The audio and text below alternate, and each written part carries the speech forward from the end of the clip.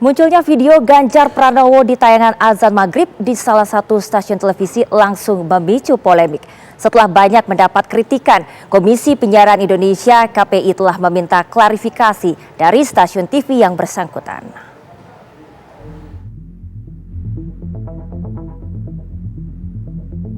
Di tengah memanasnya tensi politik menjelang Pilpres 2024, video yang memperlihatkan calon Presiden Ganjar Pranowo di tayangan azan maghrib sebuah stasiun televisi langsung memicu polemik.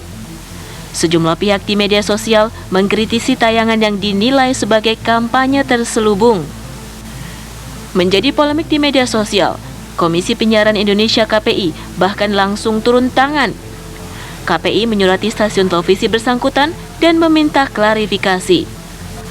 Meski KPI bersuara tegas, Komisi Pemilihan Umum KPU justru menanggapi tayangan ini dengan dingin.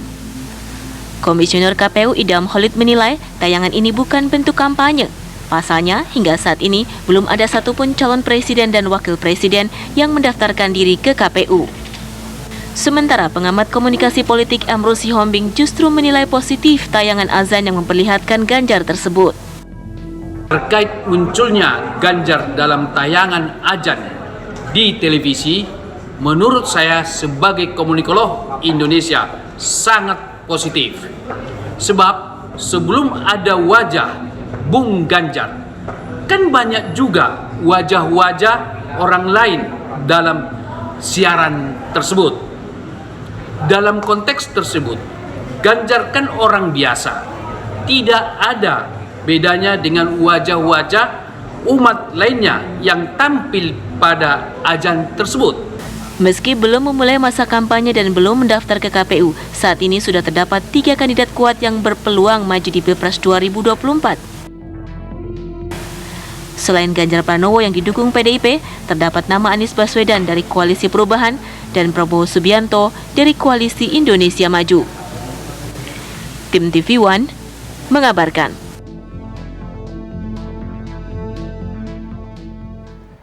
Bacapres Koalisi Perubahan Anies Baswedan akan berjumpa dengan pasangannya Muhaimin Iskandar di DPP PKB Jakarta. Ketua Umum PKB Muhaimin Iskandar mengungkap pertemuannya dengan Bacapres Anies Baswedan akan membahas berbagai hal, mulai dari membahas konsep hingga susunan tim pemenangan Anies Muhaimin. Ketua Umum PKB Muhaimin Iskandar mengungkap pertemuan antara dirinya dan Bacapres Koalisi Perubahan Anies Baswedan akan membahas berbagai hal. Selain mematangkan konsep pemenangan, pertemuan ini juga akan mulai membahas tim pemenangan. Ketum PKB tersebut memastikan akan melibatkan purnawirawan TNI Polri dalam menyusun tim pemenangan. Koalisi Perubahan juga akan memperbaharui informasi terkait kejelasan PKS dalam Koalisi Perubahan. Mematangkan konsep-konsep rencana pemenangan tentu saja. Yang kedua konsep-konsep tentang program-program ke depan pemerintahan yang akan datang, sekaligus mengkonsolidir peta-peta kekuatan yang kita miliki. Ini akan bertemu dengan Partai Nasdem juga, Gus? Ya, untuk besok kayaknya hanya bersama PKB. Lantas bagaimana jalannya pertemuan Anies Baswedan dan Muhaimin Iskandar? Kita akan tanyakan langsung kepada reporter Fatimah Albar. Fatimah, silakan.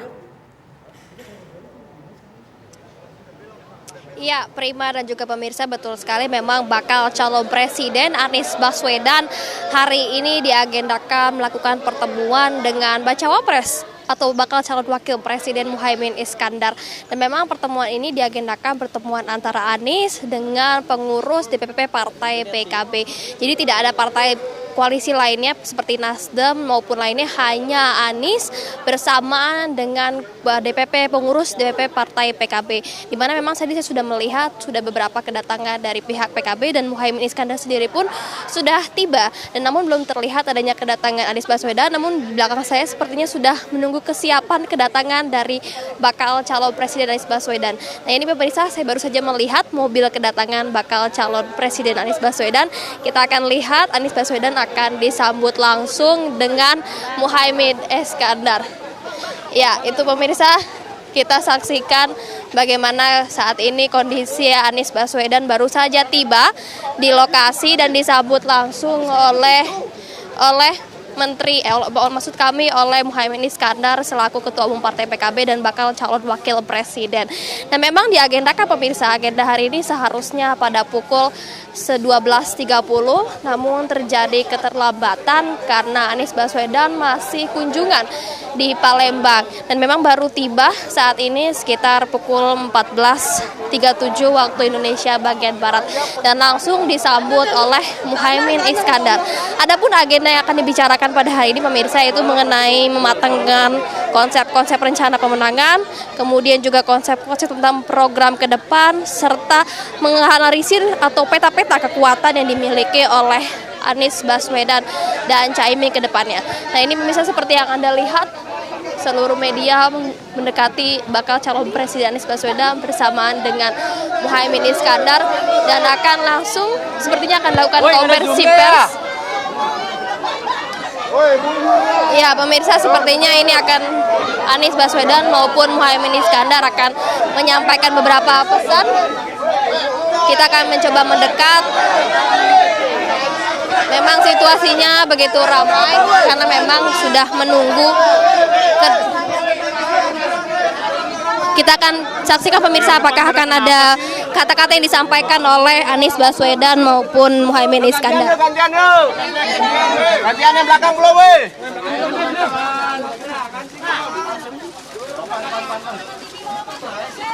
Ya, terima kasih teman-teman. Oke. Kabel. Ya itu dia pemirsa, saat ini Anies Baswedan bersama Muhaimin Iskandar langsung memasuki ke DPP Partai PKB. Nantinya kita akan nantikan apa hasil dari pertemuan ini. Sementara itu Prima kembali ke studio. Baik, terima kasih Fatimah Albar atas laporan Anda. Pemirsa, jadwal pendaftaran Capres dan Cawapres akan dipercepat dari aturan sebelumnya 19 Oktober hingga 25 November 2023 menjadi 10 Oktober hingga 16 Oktober 2023. Komisi Pemilihan Umum saat ini tengah menggodok rencana percepatan masa pendaftaran Capres-Cawapres tersebut.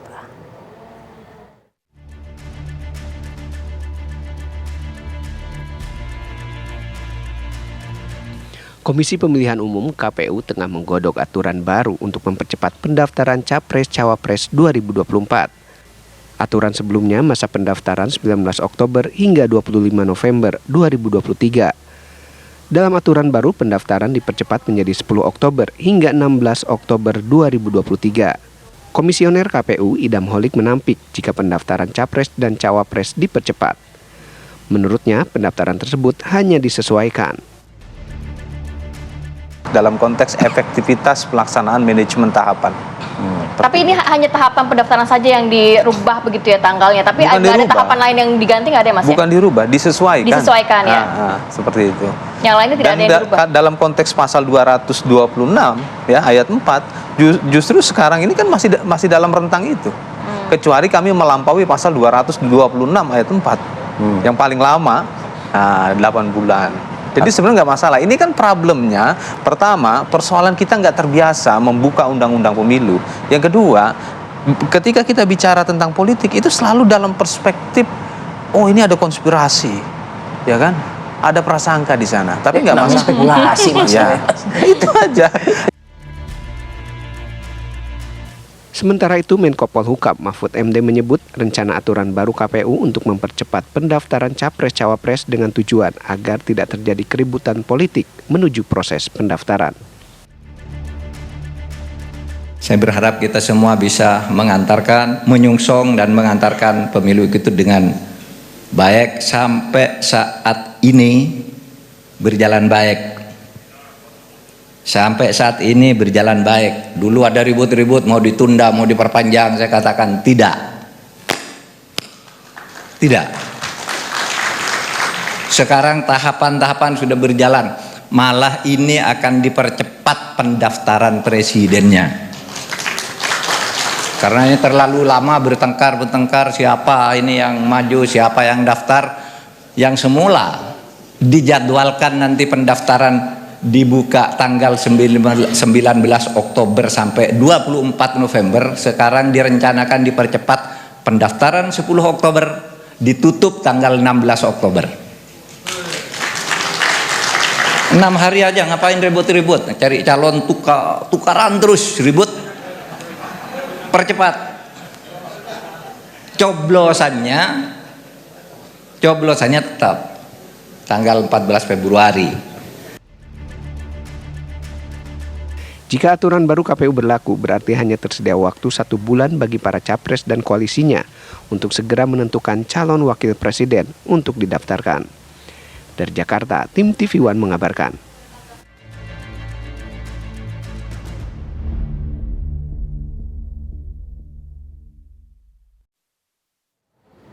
Pemirsa, kabar pemilu akan segera kembali sesaat lagi.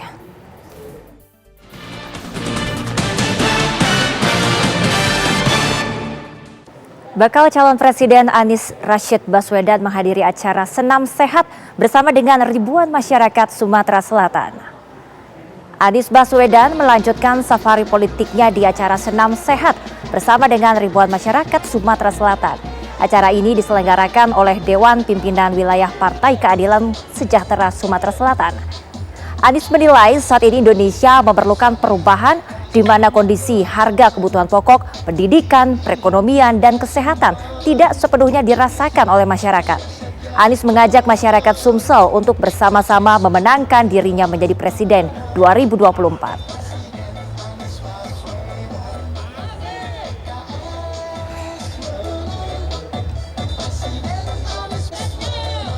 Sementara itu, calon presiden dari Koalisi Indonesia Maju Prabowo Subianto melakukan kunjungan ke Padang, Sumatera Barat pada akhir pekan kemarin. Setibanya di Bandara Internasional Minangkabau, Prabowo langsung disambut oleh petinggi Partai Bulan Bintang PBB dan Partai Gerindra. Ribuan massa dari kader dan juga simpatisan nampak antusias menyambut kedatangan Prabowo. Prabowo nampak sempat menyapa para simpatisan dan pendukungnya di tengah kondisi hujan. Kedatangan Prabowo ke Tanah Minang kali ini dalam rangka menghadiri acara konsolidasi Zona 3 pemenangan Pileg Partai Bulan Bintang dan pemenangan Prabowo Subianto calon Presiden 2024. Acara ini dihadiri ribuan kader PBB yang telah mendeklarasikan dukungannya terhadap Prabowo. Bersama terlebih dahulu, mohon izin Bapak dilanjutkan dengan sesi foto bersama terlebih dahulu. Ya, berbagai manuver terus dilakukan relawan untuk mendukung kandidat calon presiden pilihannya. Di Pandeglang, Banten, sukarelawan Garda Ganjar menyalurkan air bersih untuk warga. Sementara itu di Pati, Jawa Tengah, pendukung Prabowo mendirikan posko kemenangan. Dan pendukung Anies Baswedan membentuk Badan Koordinasi Saksi di Wonosobo.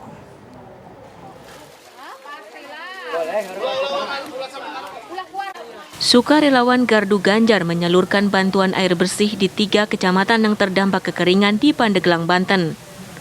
Warga yang sangat membutuhkan air bersih tampak mendatangi lokasi penyaluran dengan rasa senang. Selain itu, berbagai wadah untuk menampung air bersih pun berjejer di lokasi penyaluran. Koordinator Gardu Ganjar Lintas Ormas Banten, Oji Fahruroji, mengatakan pada kesempatan ini Gardu Ganjar mengirimkan sebanyak 5 tangki berisi air bersih untuk 3 kecamatan, yakni Kecamatan Patia, Pergelaran, dan Kecamatan Sukaresmi.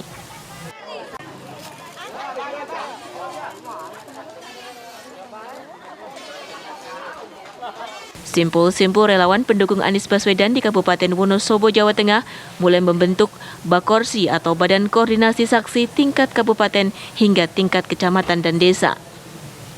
Selain untuk menggalang dukungan, pembentukan Bakorsi ini bertujuan untuk mengamankan perolehan suara Anies Baswedan di tiap-tiap TPS. Pembentukan Bakorsi tingkat kabupaten ini pun ditandai dengan pemberian rompi serta tanda tangan fakta integritas dari 100 tim Bakorsi Anies Baswedan. Koordinasi Saksi dalam burung Bakorsi relawan Anies Baswedan Kabupaten Wonosobo. Relawan Prabowo Subianto di Kabupaten Pati, Jawa Tengah mendirikan posko pemenangan untuk bakal calon Presiden Prabowo Subianto. Posko ini nantinya difungsikan untuk pusat informasi bagi para relawan supaya bisa bermusyawarah menentukan arah strategi pemenangan Prabowo di Pati. Peresmian posko yang terletak di Jalan Diponegoro Pati ini dilakukan langsung oleh mantan Gubernur Jawa Tengah, Letnan Jenderal TNI Purnawirawan Bibit Waluyo. Dari Pandeglang, Banten, Wonosobo dan Pati, Jawa Tengah, tim TV One mengabarkan. Seorang seniman asal Solo, Jawa Tengah membuat 3 bakal calon presiden memakai outfit yang digandrungi Gen Z. Simak selengkapnya usai jeda.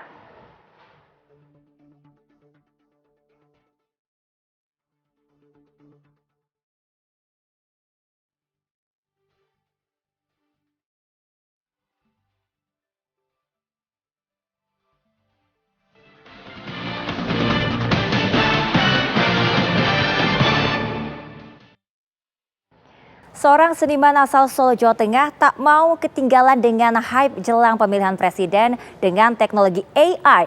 Ia membuat 3 bakal calon presiden memakai outfit yang digandrungi oleh Gen Z. Penampilan 3 bakal calon presiden seperti ini dibuat sesuai semangat generasi Z. Anies Baswedan dengan gaya barunya ini memakai warna-warna pastel yang modis dan sepatu yang catchy. Tubuhnya dibuat lebih kurus dibanding aslinya.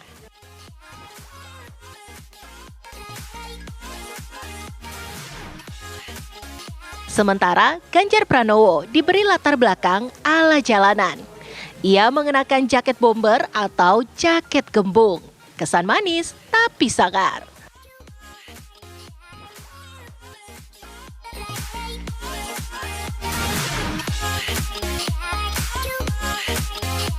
Lain lagi dengan gaya yang dibuat untuk Prabowo Subianto.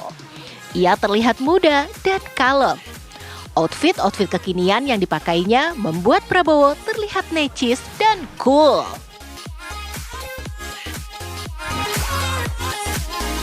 Arif Huda Irmansyah adalah sosok seniman di balik gambar-gambar gaya baru bakal calon presiden ini. Idenya muncul dari kebiasaannya membuat hal baru.